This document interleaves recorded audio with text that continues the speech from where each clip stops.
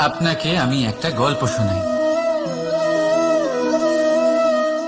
একবার এক চক্ষুহীন মানুষ মন্দিরে গেল ঈশ্বরের দর্শন করার জন্য। এবারে যখন ওখানে উপস্থিত লোকেরা জানতে পারল যে এই ব্যক্তি চক্ষুহীন, তখন কিছু লোক তাকে উপহাস করতে শুরু করে দিল। যে ব্যক্তি সম্পূর্ণরূপে দৃষ্টিহীন, সে কি করতে এসেছে এখানে? হয়তো সে ঈশ্বরের কাছে নালিশ করতে এসেছে যে কেন আপনি আমার দৃষ্টি কেড়ে নিলেন।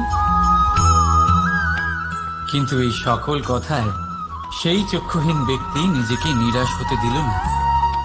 সে হাসল আর শুধুমাত্র একটাই কথা বলল সে, মানলাম যে আমার ভাগ্য আমার থেকে আমার দৃষ্টি কেড়ে নিয়েছে, কিন্তু আমি অভাগা নই, কারণ আমার ঈশ্বর, উনি আমায় দেখতে পাচ্ছেন।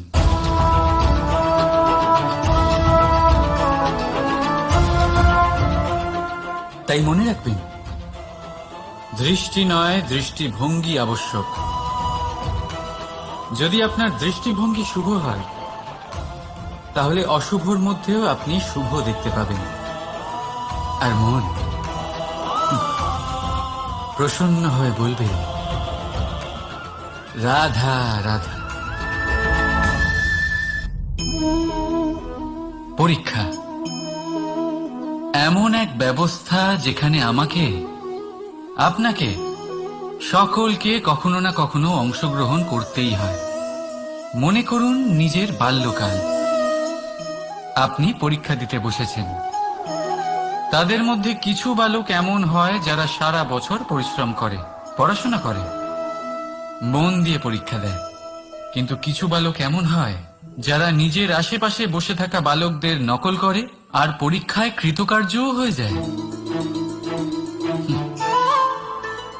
খুব খারাপ লাগে এটা ভেবে যে কেউ বিনা পরিশ্রমে পরীক্ষায় কৃতকার্য কি করে হতে পারে। কিন্তু মনে রাখবেন, যারা নকল করেন তারা পরীক্ষায় কৃতকার্য অবশ্যই হয়ে যায়, কিন্তু সফল না।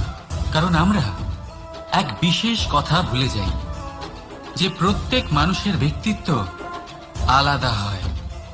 আপনি অন্যদের নকল করে নিজের জীবন অতিবাহিত করতেই পারেন, কিন্তু যদি নিজের জীবনে সাফল্য লাভ করতে হয়, যদি নিজের জীবনে আনন্দ পেতে হয়, তাহলে মনে রাখবেন, নিজের প্রশ্নগুলোর উত্তর জীবনে নিজেকেই খুঁজে বের করতে হবে। রাধা রাধা। মানুষ যখন সাফল্য অর্জন করে, তখন তার মধ্যে জাগে অহংকার। আর এই সময় মানুষ সচরাচর একটা কথা ভুলে যায়,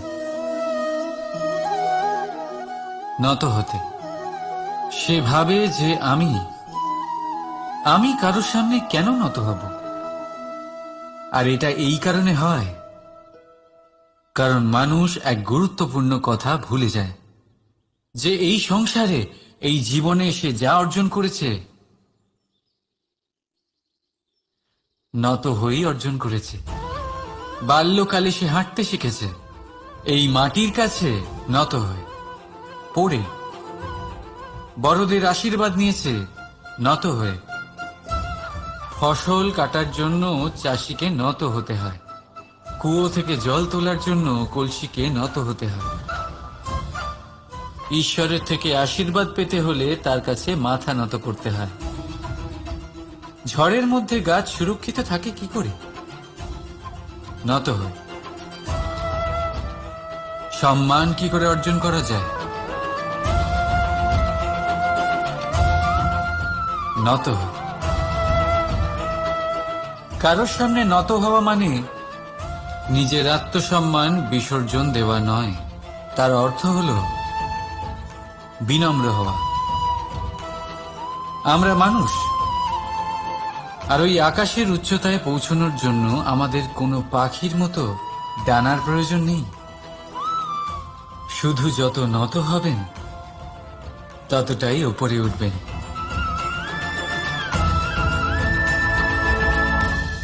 রাধা রাধা। আপনি এই সংসারে এমন অনেক মানুষ চেনেন যারা অত্যন্ত স্বার্থপর, যারা শুধুমাত্র প্রয়োজন পড়লেই আপনার কথা মনে করে।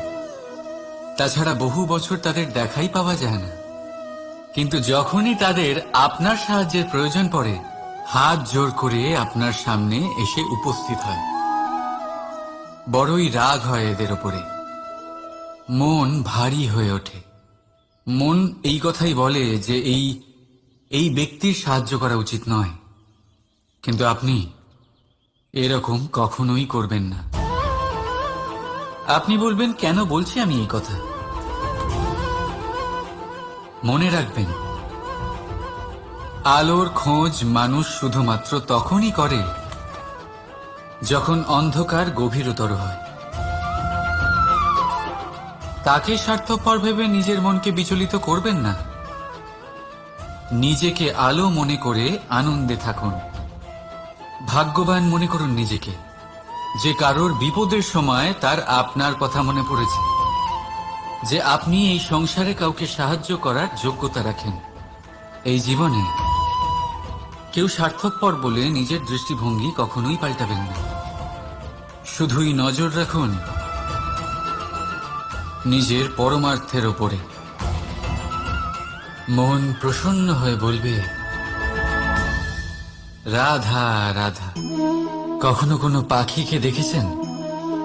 যখন তারা ডিম পাড়তে প্রস্তুত হয় তখন তারা সবচেয়ে আগে একটা স্থান খোঁজে, একটা স্থান যা বর্ষা, রৌদ্র আর শত্রুর থেকে সুরক্ষিত হয়। তারপর তারা বাসা তৈরি করে, তারপরেই ডিম পাড়ে। আর তারপর যখন সেই ডিম ফুটে তার সন্তানদের জন্ম হয়, সে তাদের খাবার খাওয়ায়, তাদের রক্ষণাবেক্ষণ করে। কিন্তু যখন তাদের ডানা গজায়, তখন না সে তাদের খাবার দেয় আর না তাদের বাসা বানাতে শেখায়। শুধুমাত্র তাদের উড়তে শেখায় সে। তারপর সেই বাচ্চারা আকাশে উড়তে শিখে নিজেরাই নিজেদের খাবার জোগাড় করতে শিখে যায়, নিজেরাই নিজেদের বাসা বানাতে শিখে যায়। আর আমরা মানুষেরা কি করি? আমাদের সন্তান বড় হয়ে যাওয়া সত্ত্বেও তাদের নিয়ে সর্বদা দুশ্চিন্তা করি। তার জন্য আমরা গৃহ নির্মাণের চেষ্টা করি। নিজের সন্তানকে আরো শক্তিশালী করে গড়ে তোলার বদলে তাকে আমরা দুর্বল করে দিই। জীবনে সেটাই করুন যা একটা পাখি করে। নিজের সন্তানকে আকাশে ওড়ার শিক্ষা দিন, সংস্কার দিন, আর একটা নির্দিষ্ট সময়ের পরে তাকে নিজের আকাশ নির্ধারণ করতে মুক্ত করে দিন। রাধা রাধা। সাগরে সেতু বাঁধার গল্প তো আপনারা নিশ্চয়ই শুনে থাকবেন। রামচন্দ্রের সেনাকে 100 যোজন সমুদ্র অতিক্রম করে লঙ্কায় আক্রমণ করতে হতো। সেতুকার নল আর নীল সেতু বাঁধার উপায় বের করল, কিন্তু প্রশ্ন ছিল সেতু বাঁধা কি করে হবে? সমুদ্র অত্যন্ত গভীর। কত পাথর দেওয়া হলে এই বিশাল সমুদ্র অতিক্রম করা সম্ভব হবে? তখন এক উপায় নির্ধারিত হল। পাথরের ওপর লেখা হলো রামের নাম। আর যখন সেই পাথরগুলোকে সাগরে ফেলা হলো, সেগুলো ভাসতে লাগলো। এবারে কেউ বলবেন এটা রামচন্দ্রের নামের মহিমা, কেউ বলবেন এটা নারায়ণের কোনো জাদু।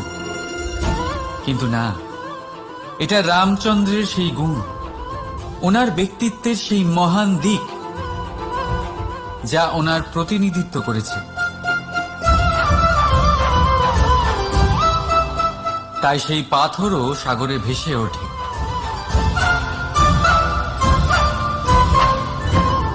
ঠিক সেইভাবেই যেখানে আমরা থাকি না, সেখানে আমাদের গুণ আমাদের প্রতিনিধিত্ব করে। আমাদের নামের শক্তি আমরা নিজেরাই তৈরি করি, আমাদের কর্ম দিয়ে, আমাদের গুণ দিয়ে। এবার সিদ্ধান্ত আপনার, যে আপনার নামের সাহায্যে কেউ বিপদ থেকে উদ্ধার হবে, নাকি আপনার দুষ্কর্মের ফলে কেউ ডুবে যাবে? ভালো করে ভেবে দেখুন। রাধা রাধা।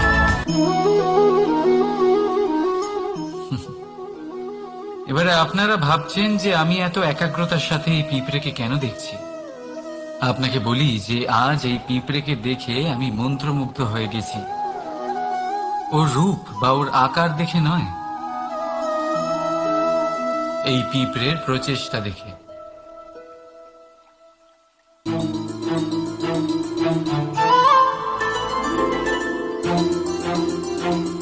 আপনি জানেন, অজস্র পরিশ্রমের পরেই পিঁপড়ে তার নিজের একটা ছোট বাড়ি বানাতে পারে, যা অন্য প্রাণীদের জন্য অত্যন্ত সহজ ব্যাপার।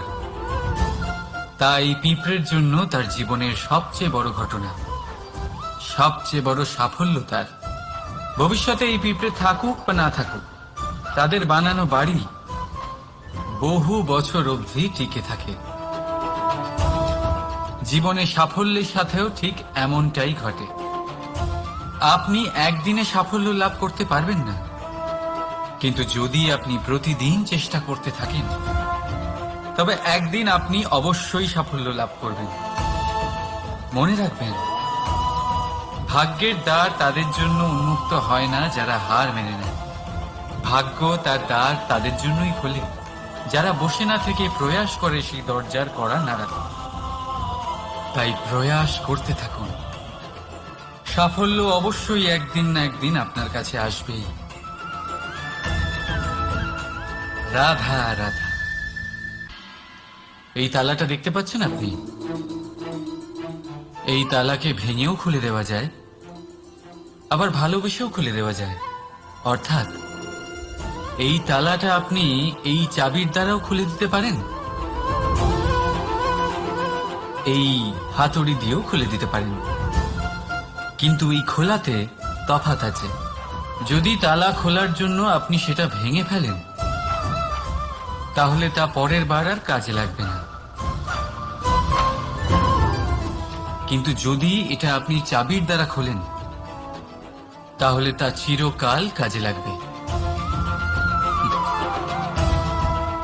আমাদের জীবনে সম্পর্কগুলো কিছুটা এরকমই হয়।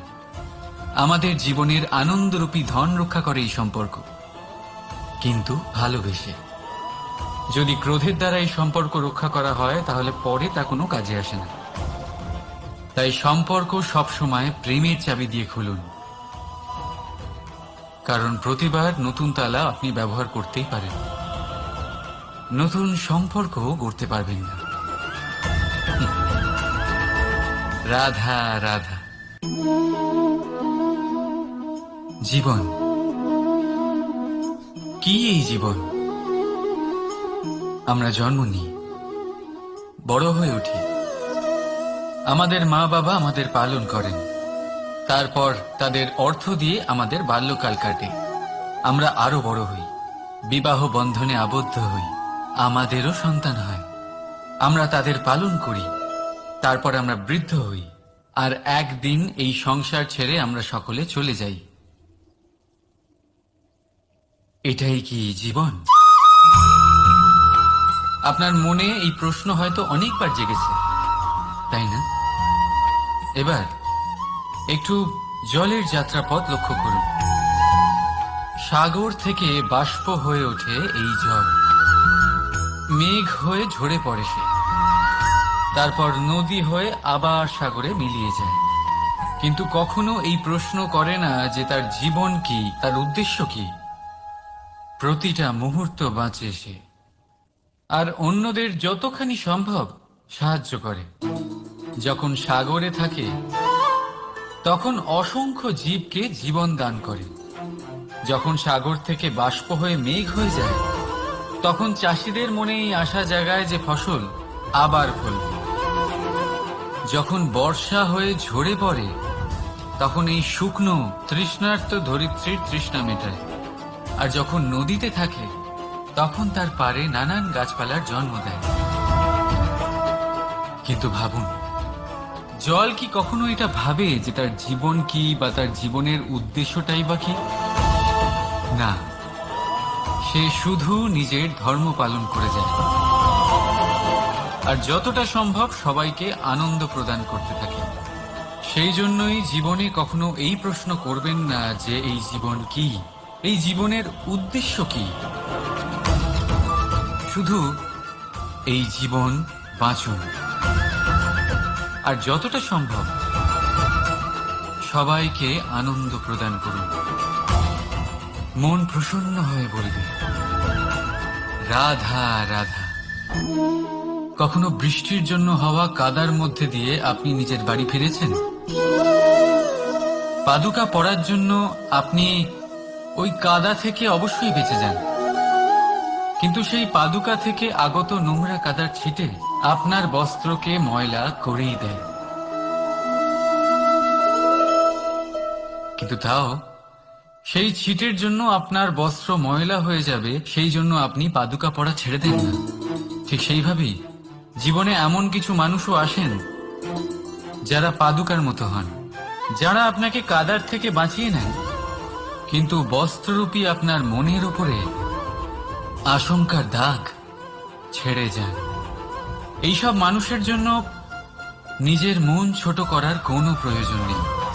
প্রয়োজন আছে শুধু এটা ভাবার যে আপনি নিজের পা কাদার থেকে বাঁচাবেন নাকি আপনার বস্ত্র। জীবনে গম্ভীর হওয়া ভালো কথা, কিন্তু সমস্ত বিষয় যদি গম্ভীরভাবে ভাবতে থাকেন তাহলে জীবনের আনন্দটাই শেষ হয়ে যাবে। এই সংসার অস্থায়ী, এখানে এমন কিছুই নেই যা চিরকাল জীবিত থাকবে। তাই যতক্ষণ এই জীবন আছে সন্তুষ্টি আর আনন্দ নিয়ে বাঁচুন। নিজের উপর আগত কাদার ছিটের দিকে মন দেবেন না, শুধু আনন্দ বিতরণ করুন। মন প্রসন্ন হয়ে বলবে রাধা রাধা।